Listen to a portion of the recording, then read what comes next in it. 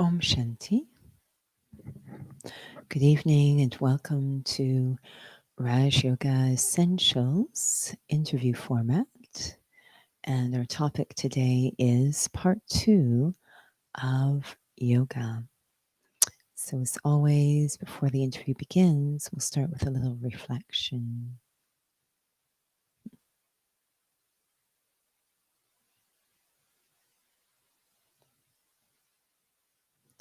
The foundation of this spiritual practice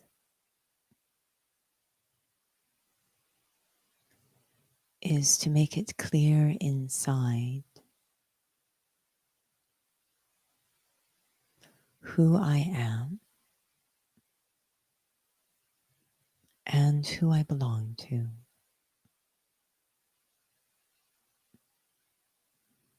These two aspects are deeply intertwined.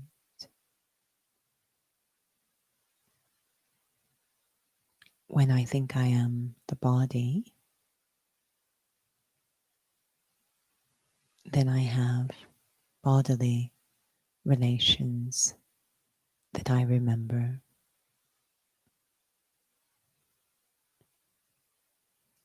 And these are temporary. When I experience myself to be a soul, the being inside this body, using this body, that I am a spirit, then I now have spiritual relations. And these are eternal. The physical has become so loud inside that it takes a while to hear, feel, and experience the spiritual. The spiritual is so subtle and quiet, so easy to connect to, remember, experience the physical. But these spiritual relations, these are quiet, as if they've gone underground. They're there, waiting to be experienced, but they will require that I become quiet, introverted, a little free from the physical. That's where the journey of Raj Yoga begins. Om Shanti.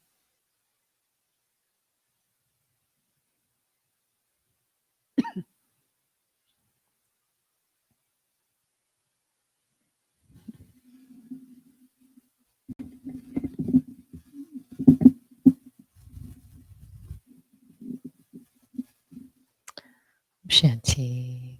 Good evening. Welcome to Raja Yoga Essentials.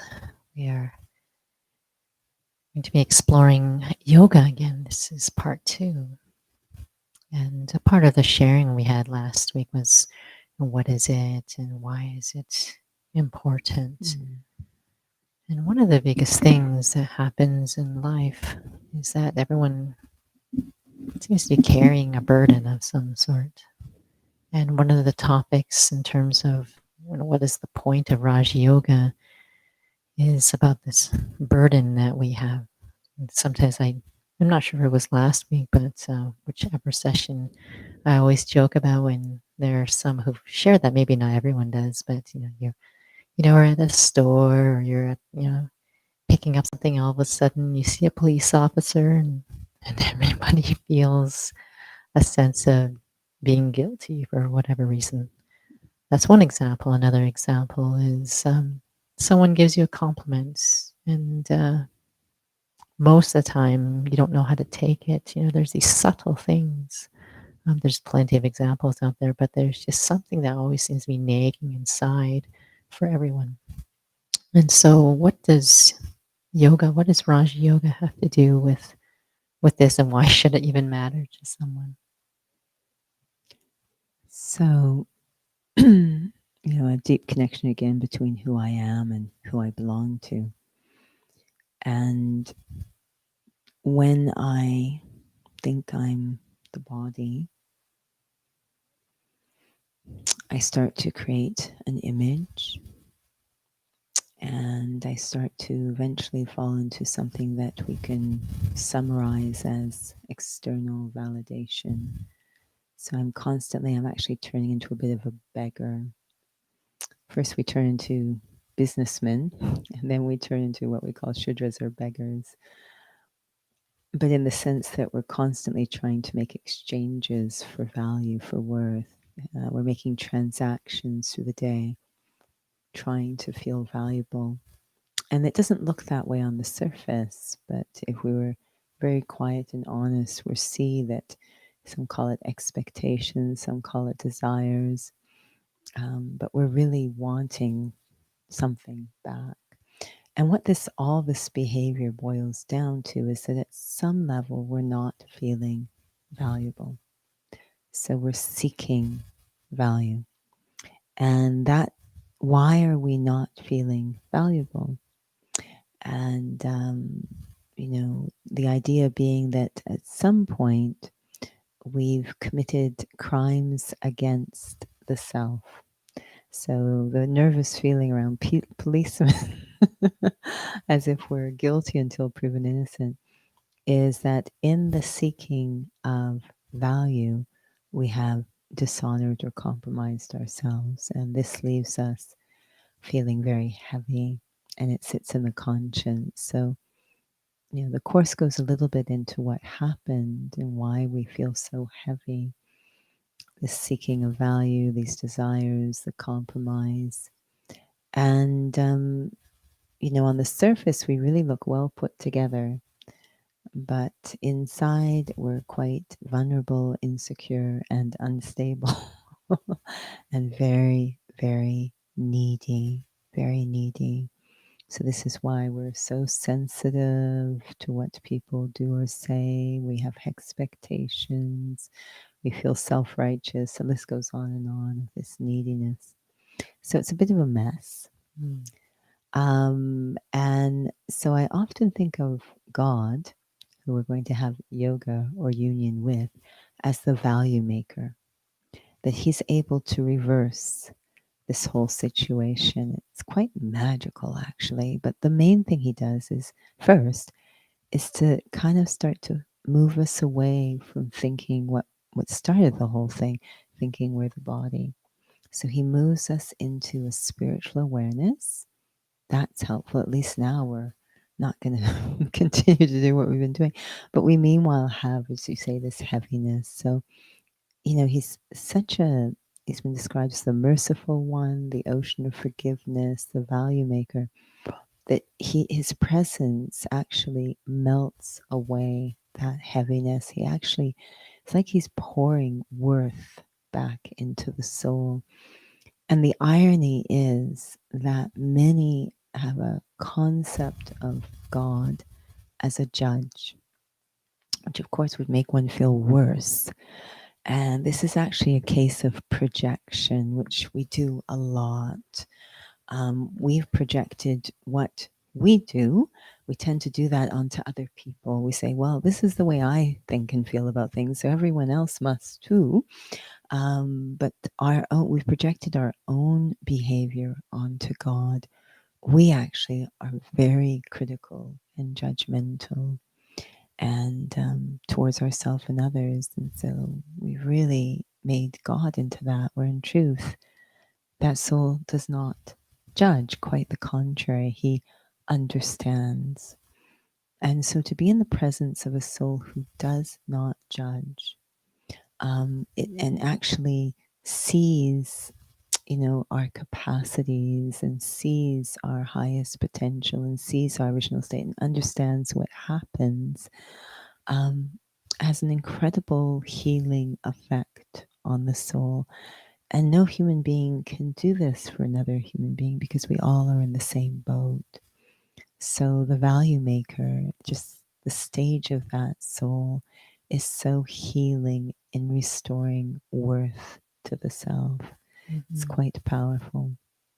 I think it segues into our next question is how does that work? Like, how does yoga sort of lighten that burden, especially because personal experience and for many, even those, when it comes to hard times, we always think of spirituality as, or change, I guess you can say, is hard work. No, Mm, it's, I think, in a way that many avoid it because they feel yeah. it's hard work.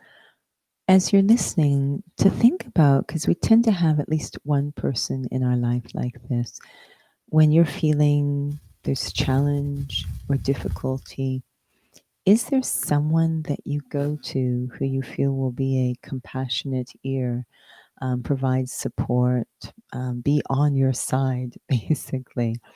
And what effect that person's company has on you.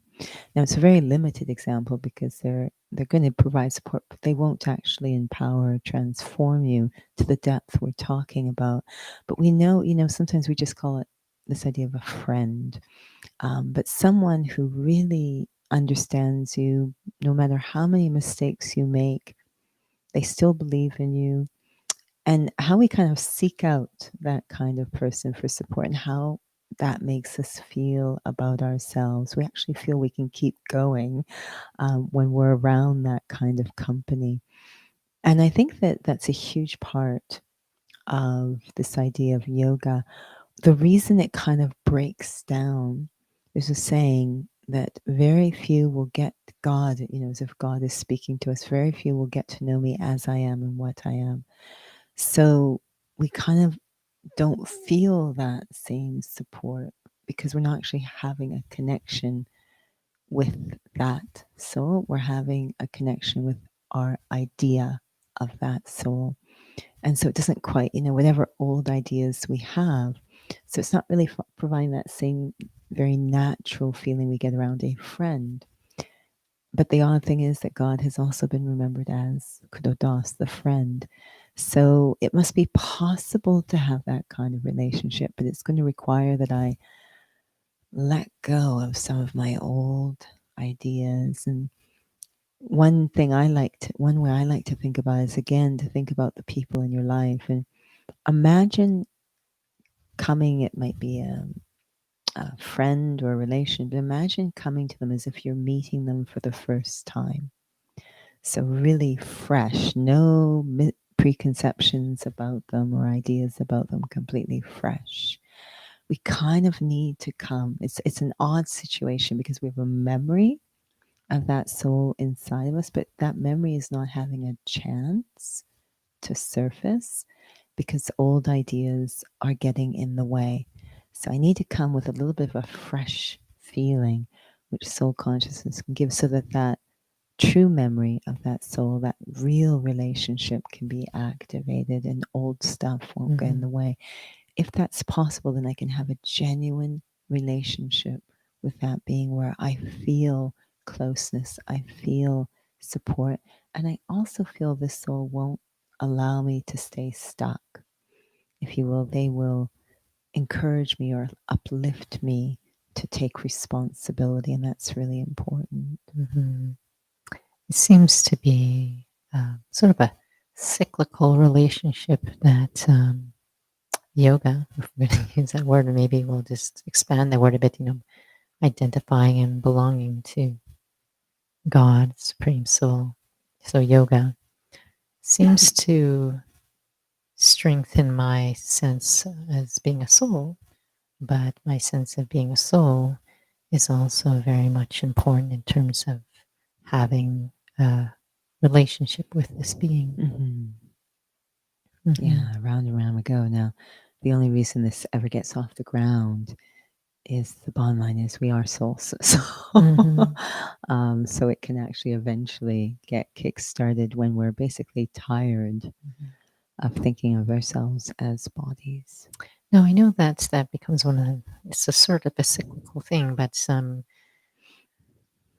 the same time, no one, and maybe even those who've taken the Raj Yoga course, it's they find it's a challenge in the day that yoga would be a priority in one's life. And so perhaps maybe that's a part of this next question is that how does yoga strengthen my sense of self identity? When we say souls are having trouble with yoga during the day, no one's actually having trouble with yoga during the day. They're just having trouble with yoga with God during Okay, the that's day. good to clarify that So piece. and the reason I bring it up is because we're remembering something. We're remembering something that we feel will make us more valuable. We don't realize it's actually having the opposite effect, but it's become like an addiction now. So, no problem remembering things that we feel we get an attainment or a hit from. That's what we keep remembering. So, somehow we need to come to our senses. Something needs to wake up inside and realize that is not an attainment. That's actually damaging to me to continue to have yoga Mhm. with that. And somehow I need to taste the attainment of having yoga or remembrance of God. That needs to happen. And then I think we then can begin to drop by drop have that sort of connection during the Mhm. day. Sounds like one has to sort of back up a little bit in terms of again, what does what is one's identity? What is one's identity? And it's true, this whole thing about what am I remembering? And it sounds like many just don't realize that how much we're colored by anything that we're remembering.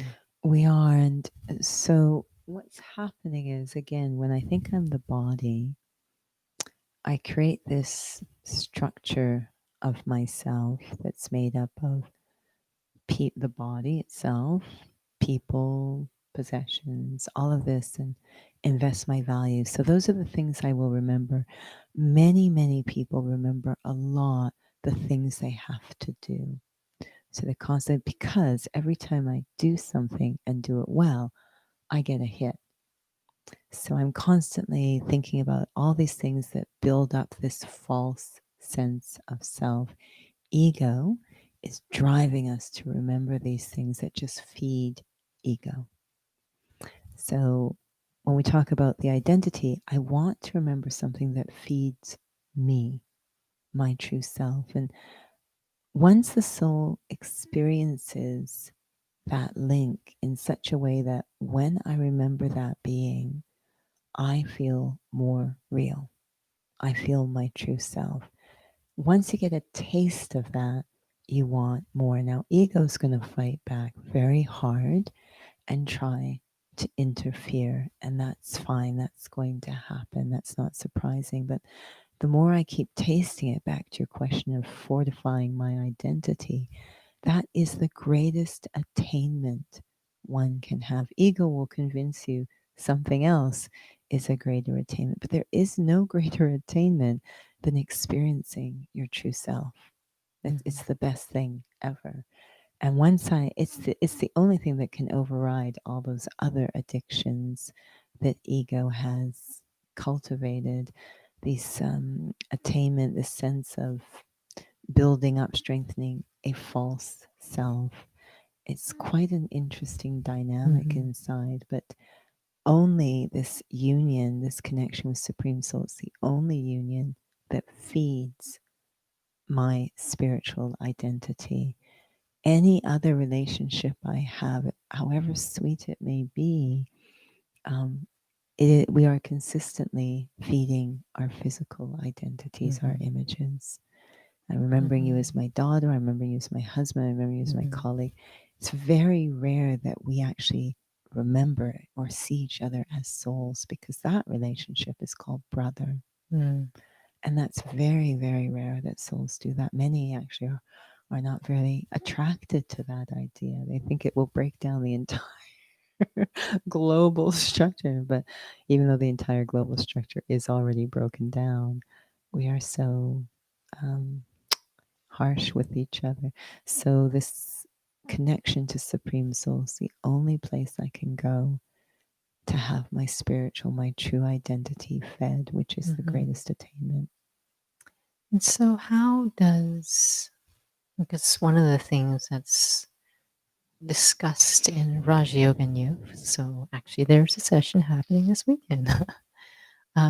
We've actually covered it, I believe, in one of the Raj Yoga Essentials, which is aim and objective. Mm. And so when we talk about, where am I going to be focusing and what's the point of what I'm focusing on? And so the point of what I'm focusing on is this massive character transformation. So it might seem like it's redundant, but I think a lot of individuals just feel that, they just want to get themselves back again. They miss themselves, or again, back to that. I feel like it's a lot of work. How does yoga, bring back my sense of self? It just, I think that we a lot of times just separate spirituality Hmm. and just change.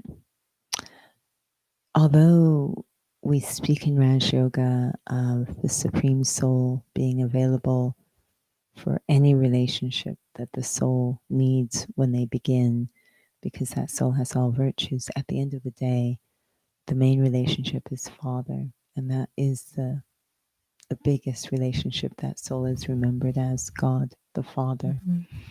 And there is a really intimate, on a allegorical or archetypal level, there's a very intimate relationship between father and child in terms of identity. Even scientifically, we know genetically it is the father who determines the gender or the identity physically.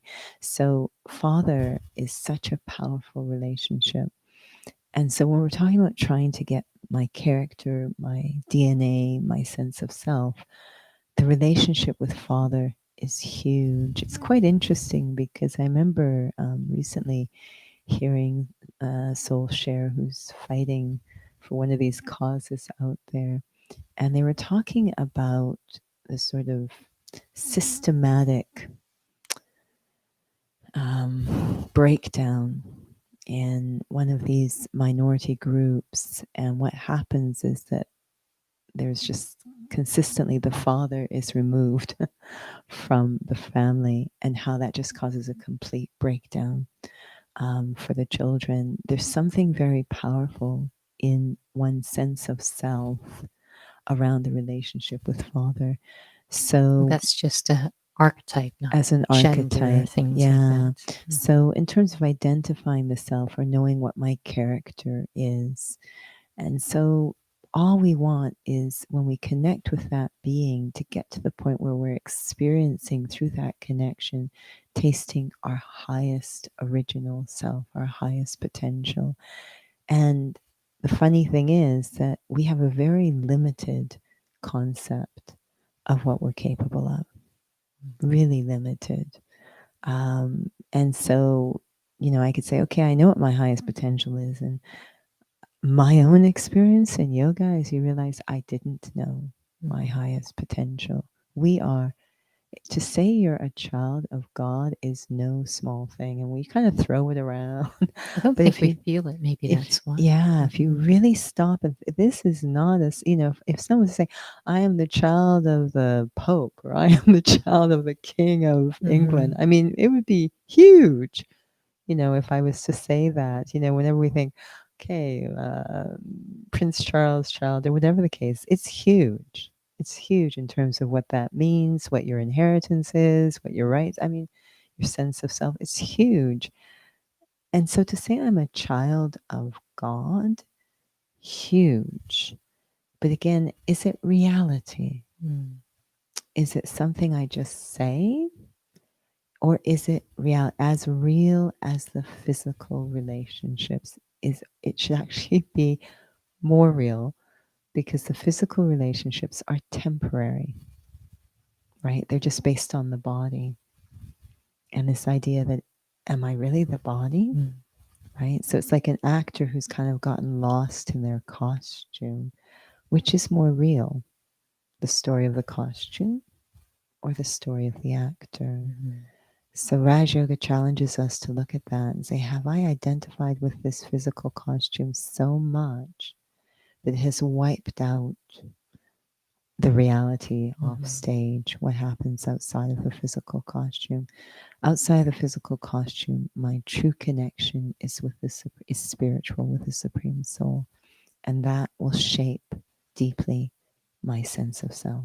I can certainly appreciate why, that experience of an identification on a deeper and deeper level that I'm a soul, so that I can have this identification with the Supreme Soul as my parent, my father, has to be so meaningful.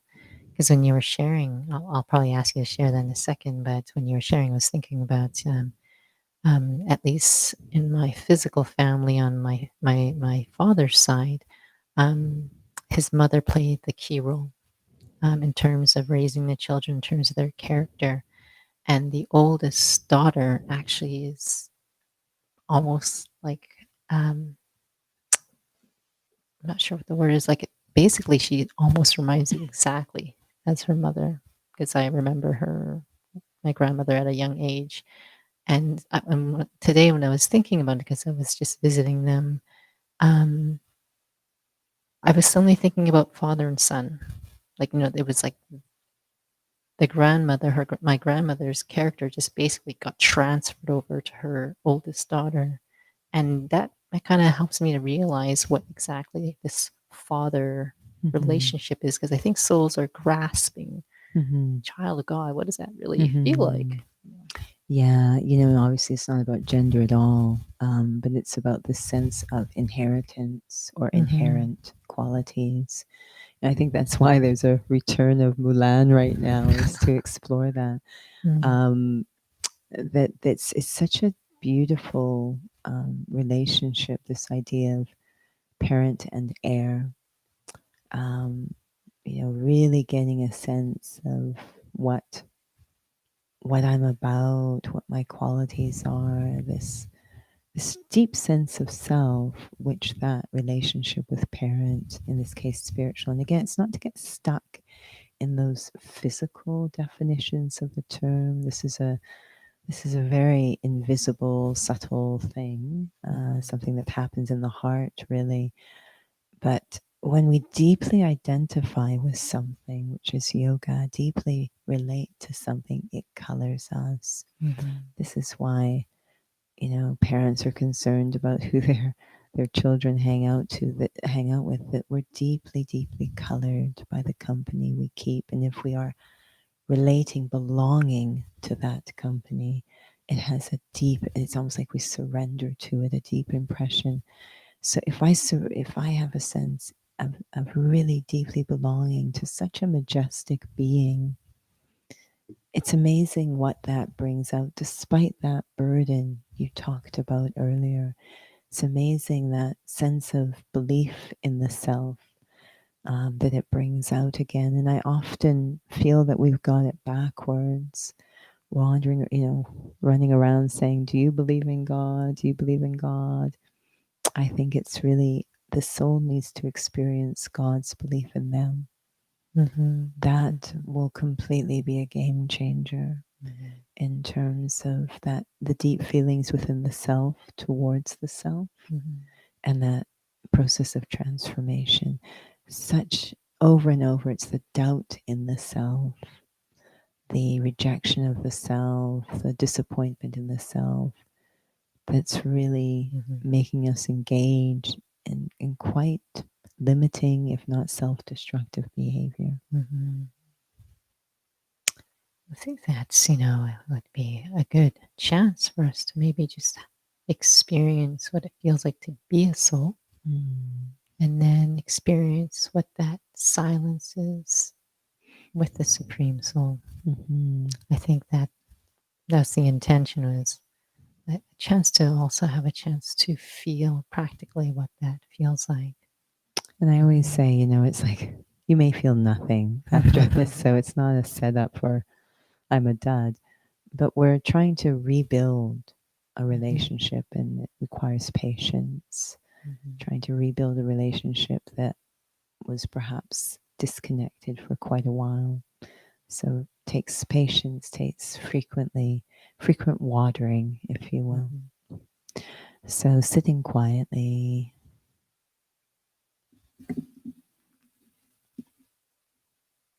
and opening my mind and heart to the experience of being a soul. I look through the eyes at this body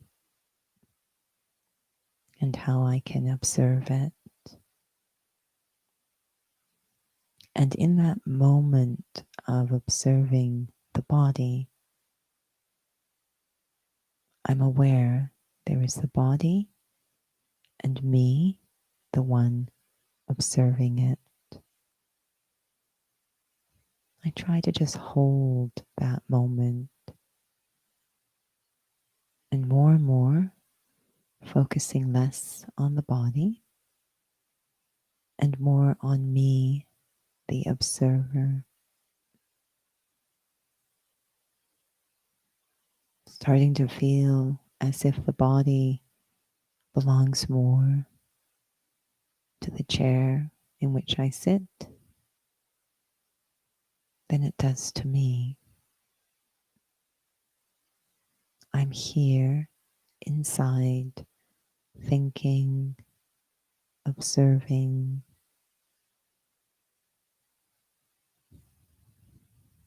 I'm not rejecting the body, but my relationship with the body changes.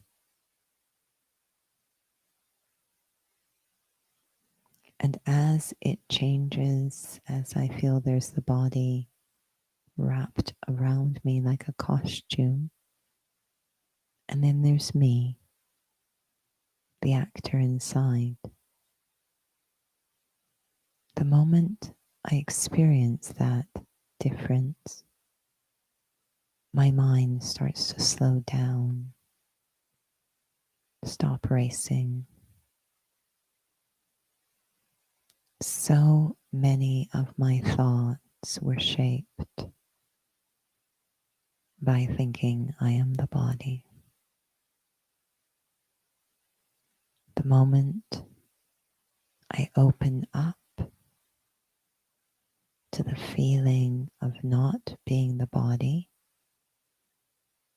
but me, the being, the actor using this body, so many of the thoughts naturally fall away. It becomes more and more quiet in my mind, and I feel more and more calm. I no longer am racing around outside. In fact, I feel more and more pulled inward, as if concentrating into a single point of awareness. Just me. No pressure of time. No pull into action. Just this single point of existence that's me. I, the soul, the one who is aware, the one who is observing. And it becomes more and more quiet, and I am pulled more and more inside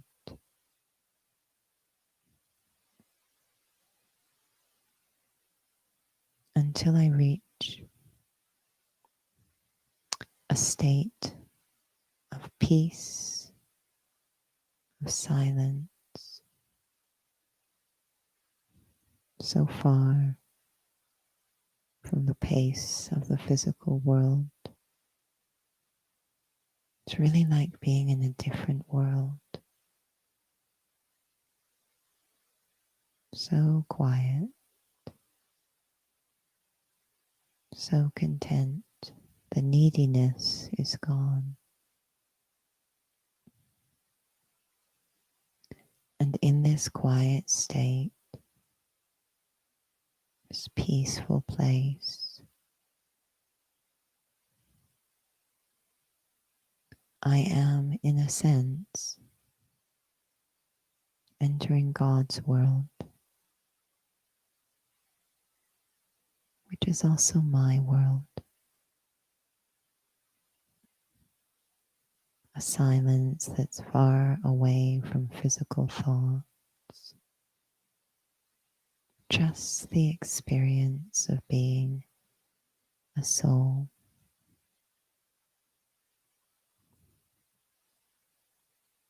And if I am quiet and patient in my own time, I will begin to feel the presence, a connection, an openness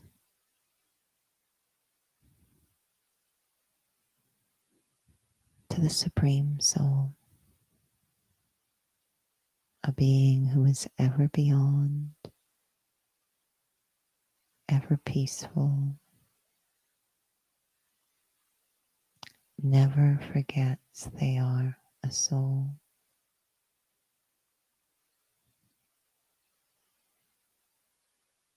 And that being radiates such a deep sense of calm.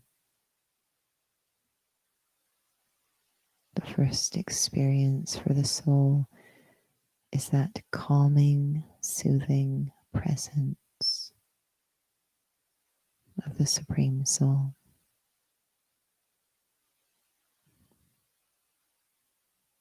It's like sinking into an ocean of peace to be in their presence.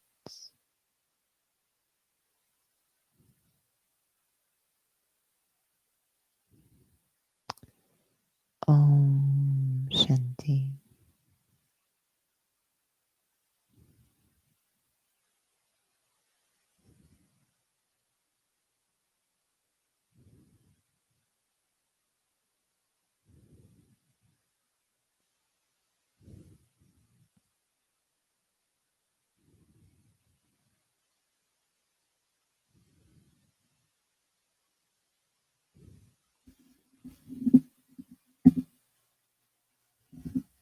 Om Shanti.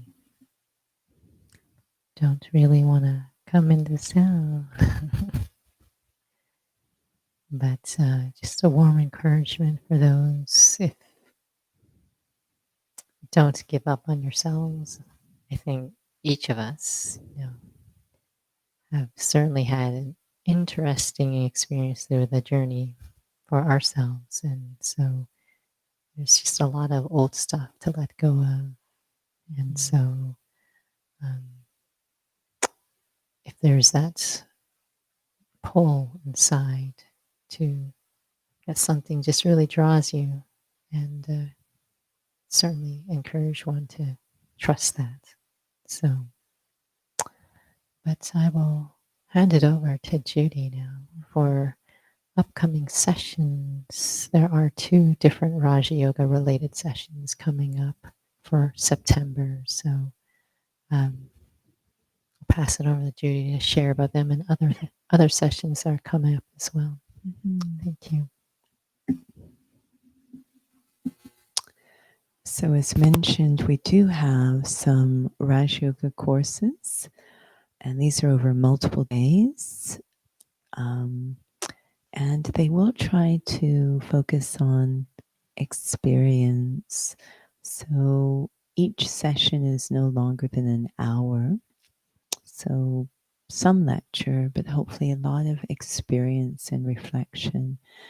So the first one, which is this weekend, the 12th and the 13th of September, 1 o'clock to 2 o'clock p.m., Saturday and Sunday, is Raj Yoga and You. And this gives us a chance to really discover why I'd even want to do this. What does it have to do with me and where I'm trying to go? So, making that very clear in the self, the relevance, because one has to be quite strongly motivated to do a practice like this. And then the following 2 weekends, so that would be the 19th and the 20th, and the 26th and the 27th, again, 1 o'clock to 2 o'clock p.m., Saturdays and Sundays, is we're calling it the Raj Yoga Experience. It's the Foundations course. So we'll get to explore a little more soul, silence, Supreme Soul, and yoga. So that will be over 4 sessions, each an hour. Ideal if you can do all four. So that's Raj Yoga inspired courses coming up this month. Our regular programming drop in continues. So those would be the experience sessions. So 6:30 to 7:30 on Sundays, and then the 20th is the third Sunday of the month. So that will be World Meditation Hour, which seems very deeply needed at this time. And then the other drop-in experience is 6:45 to 7:30 on Tuesdays and Thursday evening.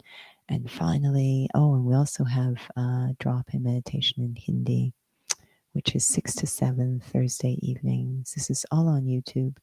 The Raj Yoga courses will be on Zoom.